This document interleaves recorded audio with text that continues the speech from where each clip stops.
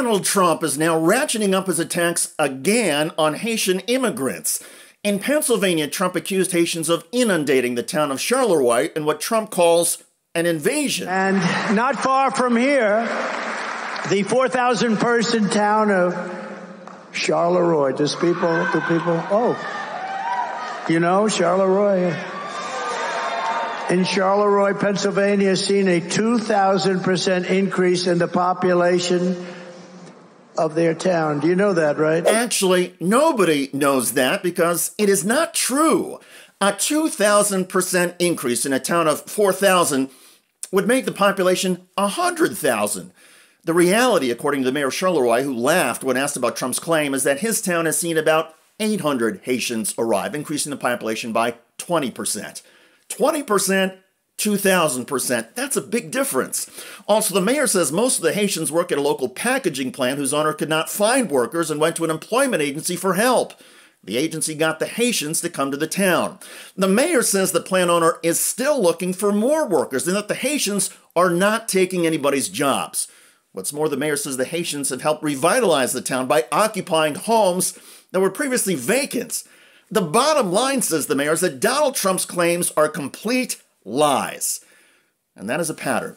The Washington Post found that during his administration, Trump lied publicly more than 30,000 times. But the latest campaign whoppers about Haitian immigrants are coming with a cost. In towns like Springfield, Ohio, where Trump said Haitians were stealing and eating household pets, even though the Republican mayor and police said it wasn't true, bomb threats have rained in on the Haitian community, government buildings, and schools.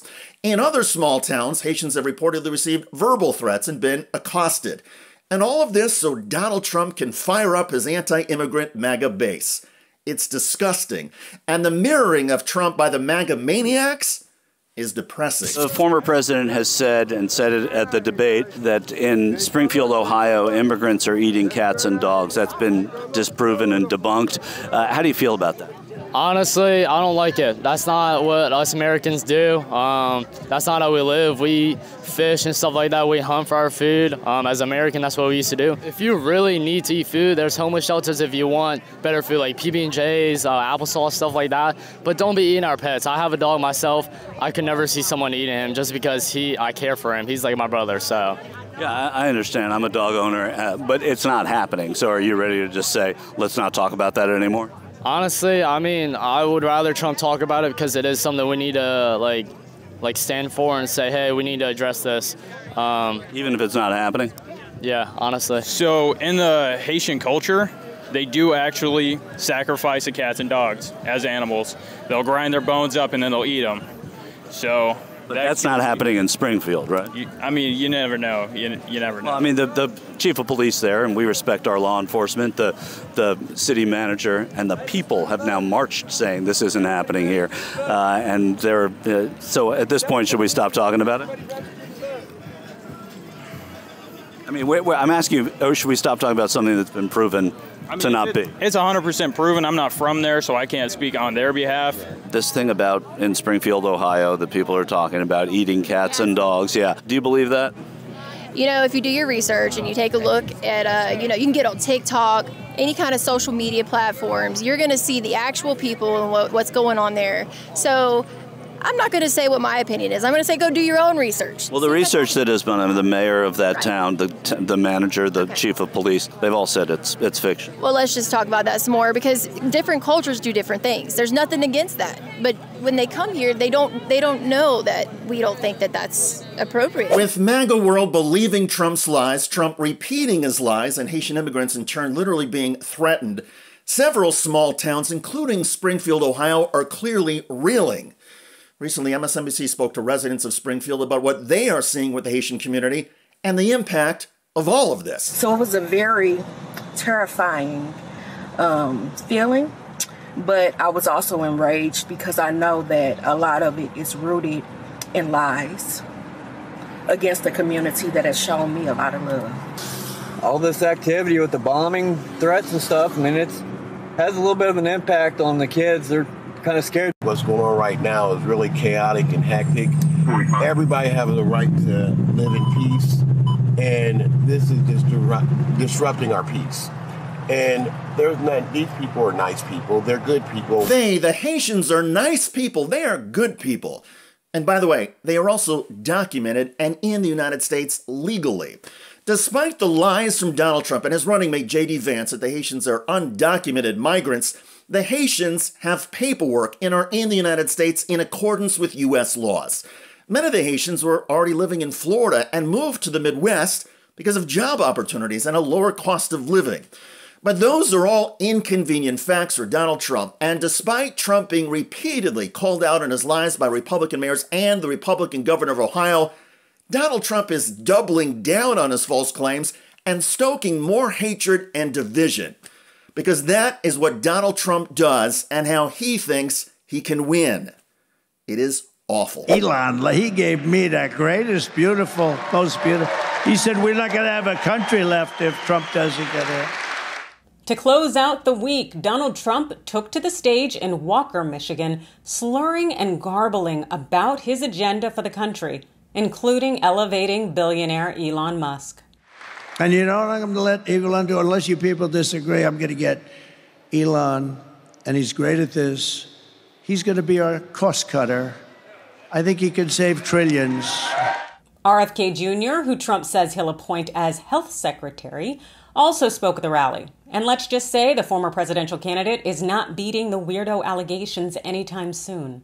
The average girl in this country is now reaching puberty between 10 and 13 years old. That's 6 years younger than a couple generations ago, and it is the youngest of any nation in the world. We are destroying our children. Nor did RFK Jr. really do Trump any favors there in Michigan. So the Democrats are trying to say that Donald Trump hates democracy, that he wants to be a dictator, but they're all advocating now, openly advocating the censorship of our speech. And what they say is, well, we don't want to censor all speech, just the lies. If they want to determine what's the truth and what's a lie. And who was the biggest perpetrator of lies during the COVID epidemic? It was the government itself. They were the ones promoting disinformation and misinformation. Yeah, last time I checked, it was Trump that was leading the government during COVID. On the presidential campaign trail, Kamala Harris keeps focusing on the economy, and Donald Trump, at least to the voters, keeps focusing on fear. Here's a part of a speech that Kamala Harris gave in Pittsburgh at the Pittsburgh Economic Club. Watch. Look, I'm a capitalist. I believe in free and fair markets. I believe in consistent and transparent rules of the road to create a stable business environment. And I know the power of American innovation. I've been working with entrepreneurs and business owners my whole career. And I believe companies need to play by the rules. Respect the rights of workers and unions, and abide by fair competition. And if they don't, I will hold them accountable. So not only was Kamala Harris well received at the Pittsburgh Economic Club, and you can hear the applause, she was also very well received on Wall Street. A number of investors, a number of stock analysts who saw her remarks expressed their sort of satisfaction in what she said. Because remember, the portrayal of Kamala Harris from the Republicans has been, oh, she's a socialist, she's a communist, she wants to gut the capitalist system. And there's Kamala Harris said, no, I believe in capitalism. I believe that the entrepreneurial spirit should be alive and well in America. She just wants to make sure that corporations and big companies don't have an unfair advantage over the rest of us. That's why she's talking about going after corporate greed and trying to target price gouging. And there's some progressives who hope that she goes even further and raises the corporate tax rate and tries to make it very clear to corporations that your days of getting essentially government welfare and getting all sorts of breaks that the rest of us don't get, those days are over. And oh, by the way, if you're a big corporation, a big energy company, and you pollute our environment, instead of it being able to do that for free, as they've been able to do for so many years, now you're going to have to pay. That's the hope in terms of where progressives are with Kamala Harris. But at the moment, she's trying to portray herself as somebody who can be relied upon to protect the capitalist system, to help small businesses. She rolled out a plan a few weeks ago in which somebody who starts a new small business will get a $50,000 tax credit instead of the $5,000 that exists now. Small business owners, people love that. Wall Street loves that because it'll spur more small businesses and encourage people to take more risks and chances to start up businesses. So she's doing all the right things in terms of the economy. And her focus on the economy is making a difference because the polls suggest, and we're going to get to those in just a moment, that she's gaining ground on economic issues, particularly in the swing states. Now, contrast Kamala Harris talking with details about her plans and talking about the economy. Contrast that with Donald Trump, who is talking more in generalities and focusing on fear in his speeches. Donald Trump says we should be very, very afraid of Haitian migrants and immigrants who are crossing the border illegally. And by the way, the Haitians are here legally, but Donald Trump is portraying this as lawlessness and crime and chaos, and we should all be terrified. Here's what Donald Trump said to an audience in Pennsylvania, again, about Haitian immigrants. Watch. Not far from here, the 4,000 person town of Charleroi. Do people, oh, you know, Charleroi. In Charleroi, Pennsylvania, has seen a 2,000% increase in the population of their town. Do you know that, right? The reason we do not know what Donald Trump said to be true is because the population of this town was 4,000. And if you do the math, 2,000 would make it 100,000. 2,000% would make it 100,000. That's ridiculous. The mayor, who says, again, the population of Charleroi, 4,000, they've had 700 or 800 migrants arrive. That's about 20%. That's very different from 2,000%. And by the way, the migrants were asked to come to Charleroi by a local packaging factory, which needed the labor, and went to an employment agency and said, we need some help. And the employment agency encouraged the Haitians, many of them from Florida, to move to Charleroi, Pennsylvania, where the cost of living is less and where there's guaranteed work. And all of these Haitians are in Charleroi legally. They are lawfully here in the United States, but not according to Donald Trump. He and J.D. Vance say, oh, no, these are undocumented migrants. No, they're not. And everybody in Charleroi says they are credited with providing something of an economic resurgence in the town because a lot of people left the town over the last 10 years. There are a lot of vacant houses that are now being occupied by these Haitian immigrants who are, in addition to working in the factory, they're starting businesses. And so the town is thriving economically. Now, some people may not like the fact that 20% of the population now in Charleroi consists of Haitian immigrants who have a different skin color than most of the people in Charleroi. But there's nothing, but that gets to the racism that Donald Trump is trying to play on. And it's racism that Donald Trump is trying to turn into fear. His campaign is based on fear that crime is going way up, even though the FBI crime statistics say we have the lowest crime rates now in 50 years, and that violent crimes went down 3% this year compared to last year, that murders went down 11%. But Donald Trump doesn't want to accept facts. He wants everybody to be terrified and to think that because of Democrats, we have mass chaos, we have lawlessness, and we should be terrified just to live in our homes and to walk the streets. And as part of that message, Donald Trump is now trying to make it a central theme of his appeal to women, where Donald Trump, according to polls, is losing women voters by 10 percentage points or so. So Donald Trump is now trying to explain to women that they don't have to be fearful if he's the president of the United States. So to the great women of our country, you will be protected and I will be your protector. Women will be happy, healthy, confident, and free. You will no longer be thinking about abortion. So all they talk about abortion. You will no longer have anxiety from all of the problems our country has today. You will be protected, and I will be your protector. I will be your protector. Donald Trump, an adjudicated rapist who a jury found liable for sexual assault, Donald Trump claims that he can be the protector of women? That's insane.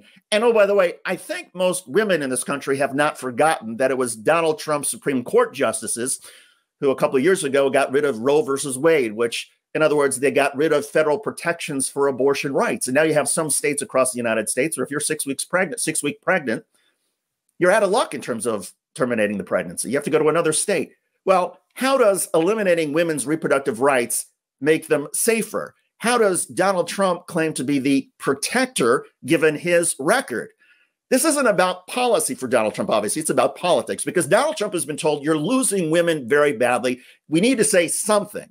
And so Donald Trump comes up with this cockamamie nonsense that he's going to be the protector, not because he actually would be the protector if he's in office, but because this is transactional for him. He needs women's support in order to win this election, which he's losing right now. And so he says this crazy nonsense to try to convince at least some women, hey, I'm a nice guy. You can trust me.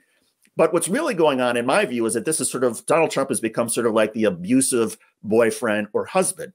And that is an abusive boyfriend or husband, from everything that I've sort of read, will sort of play on people's insecurities, play on women's insecurities, diminish their confidence, portray the world as terrible, and me, the husband, the boyfriend, we're the only one that can protect you. And it goes on and it goes on. And instead of showing women respect, the abusive boyfriend or husband demeans them and talks down to them. Who talks to women the way Donald Trump just spoke to women in that speech? In my view, people who don't have much regard for women. And so Donald Trump is, in my view, like that sort of abusive husband or boyfriend, but the end is inevitable. In most cases, that boyfriend gets dumped. And in my view, Donald Trump is going to get dumped this November, largely because of women voters who see right through this. Who, by the way, and I'd be curious to see, your views in the comment section, who talks to women the way Donald Trump just did? I mean, it's ridiculous. And by the way, the national polls now keep showing that Kamala Harris is extending her lead. Let's go through some of the national polls. Quinnipiac, Harris 48, Trump 48, margin of error 2.4. Okay, so Quinnipiac is tied. CNN, Harris 48, Trump 47, margin of error is 3. That's a slight lead according to CNN. Rasmussen reports Harris 48, 46, Trump 48. So in Rasmussen, the political pollster, Donald Trump is ahead by 2. But Reuters Ipsos, which is far more credible, Kamala Harris 50, Donald Trump 44. That's a 6-point spread. The margin of error is 4. And the best poll, in my estimation, in terms of credibility, Morning Consult, Harris 50, Trump 45. The margin of error is 1. And she's winning on the margin of who cares about people like me, which is an important index. Mm-hmm. President Trump carried that issue, for example, in 2016. People thought he cared more about people like me than Hillary Clinton did. So we're just going to see a battle on this. Trump is going to push the issues. She's going to push the character and try and diminish his advantage on the issues. We'll see how it all plays out. Now, those are just the national polls. Let's take a look at some of the swing state polls. And there's a new poll that shows Kamala Harris narrowly beating Donald Trump in 6 swing states. The poll is from Bloomberg News and Morning Consult. Nevada, Kamala Harris +7. Pennsylvania, Harris +5. Michigan, Harris +3. Wisconsin, Harris +3. Arizona, Harris +3. Georgia, even. Donald Trump and Kamala Harris both at 49. North Carolina, Harris +2. North Carolina is a state where Lieutenant Governor Mark Robinson is running for governor, and his campaign has imploded with the revelations, the allegations that he was on various porn sites 10 years ago. He referred to himself as a black Nazi. He had all sorts of things that we cannot print or cannot say on a broadcast. He claims that the allegations are untrue, that he's going to take legal action against CNN. Well, what's been so interesting is that Donald Trump was asked about, let's see if this will work. Donald Trump was asked about Mark Robinson. Are you going to pull your endorsement of Mark Robinson? I don't know the situation. Do you believe that you... Really? Donald Trump says he doesn't know what's going on with Mark Robinson, even though he endorsed Mark Robinson. He could take his endorsement away, but that would guarantee that the Democrats would win the governor's seat, and it might also depress Republican turnout in North Carolina because they figure, oh, the race is over, at least at the gubernatorial race, and people who may not care about the presidential race and are voting because of other offices might not show up. The fact that Donald Trump is having to deal with this, though, could cost him North Carolina. And keep in mind, if Donald Trump loses North Carolina and those electoral votes, which were widely expected to go to Kamala Harris, even the Harris campaign was not expecting to be super competitive there. If she wins North Carolina, this race is over, and it starts to get into landslide territory for Kamala Harris. That's how significant North Carolina is. It is must win for Donald Trump. Harris's map, she can afford to lose North Carolina. But again, the latest poll has her up +2, and the Republican controversy over Mark Robinson and Donald Trump claiming to be blissfully unaware of what's going on, that is not helping Donald Trump.